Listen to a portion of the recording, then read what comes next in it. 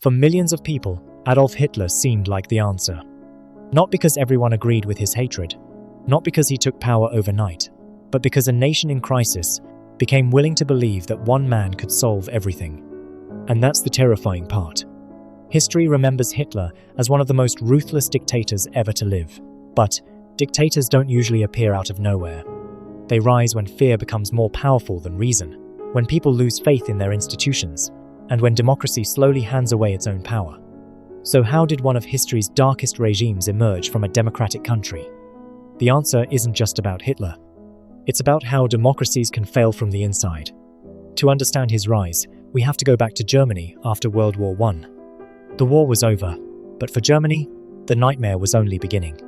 The country had lost millions of lives. Its emperor was gone. The government had collapsed. Across the nation, protests, strikes, and political violence erupted. Germany was exhausted, divided, and desperate for stability. A new democratic government, known as the Weimar Republic, was formed, but before it even had a chance to rebuild the country, it faced an impossible challenge. The victorious Allied powers imposed the Treaty of Versailles. Germany lost valuable territory. Its military was drastically reduced.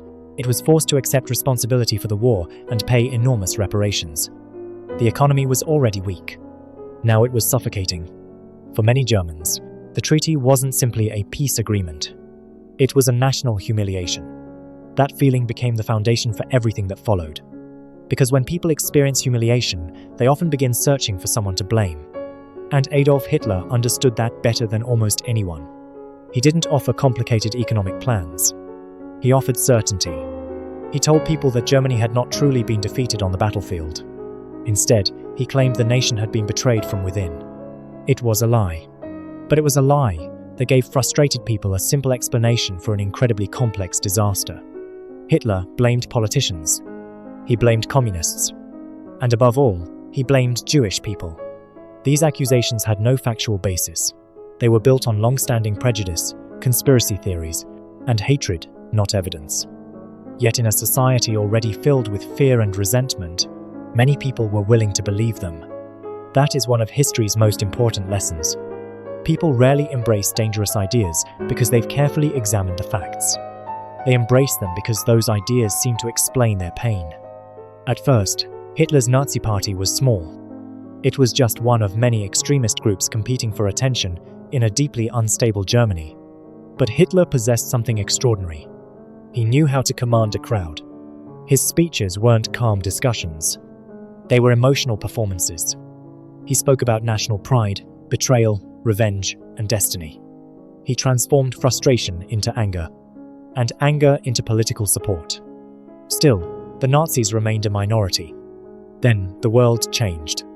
In 1929, the Great Depression struck. American banks pulled their investments from Germany almost overnight. Businesses collapsed. Factories closed. Millions lost their jobs. Families watched their savings disappear.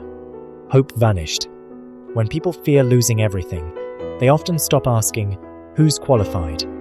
Instead, they ask, who's promising change? Hitler had an answer ready. He promised jobs. He promised strength. He promised that Germany would become great again. Most importantly, he promised certainty in a time of chaos. Meanwhile, Germany's mainstream political parties struggled to cooperate. Governments rose and fell. Arguments replaced action. To many voters, democracy no longer looked effective. It looked broken. Support for the Nazis exploded. In just a few years, they transformed from a fringe movement into one of Germany's largest political parties. But even then, Hitler still hadn't won absolute power. He actually lost the presidential election. And that's a detail many people overlook. Hitler wasn't carried into office by an overwhelming majority. Instead, he benefited from one of history's greatest political miscalculations.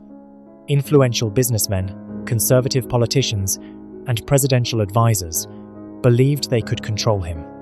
They saw his popularity as useful. They assumed that once inside government, experienced leaders would keep him under control. They couldn't have been more wrong. In 1933, Hitler was appointed Chancellor. Legally. Not through a military coup. Not by overthrowing the government. He entered office through the existing political system. Once inside, he moved with remarkable speed. Violence in the streets increased. Political opponents were intimidated. Fear spread across the country. Then came a turning point. The German parliament building the Reichstag caught fire.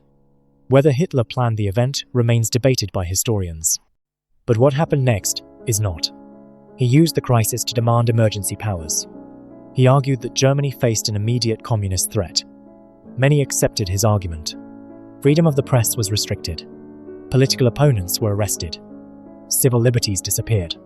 Other political parties were eliminated. Each step was presented as temporary. Each decision was justified as necessary. Each new restriction made the next one easier. That's how democracies often weaken. Not all at once.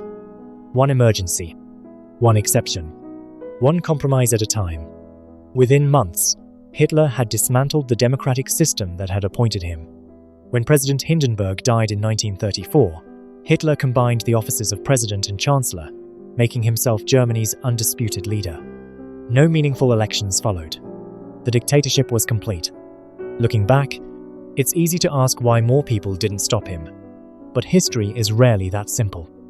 Many Germans genuinely believed he would restore order. Others convinced themselves that his most extreme speeches were only political theatre. Some remained silent because they feared speaking out. And many underestimated just how far he was willing to go. That may be the most enduring warning of all. Democracy doesn't usually disappear in a single dramatic moment. It fades when people become willing to trade freedom for security.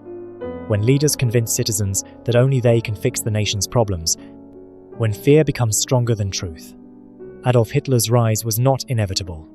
It was the result of economic collapse, political instability, propaganda, prejudice, and a series of decisions made by ordinary people who believed they were solving a crisis.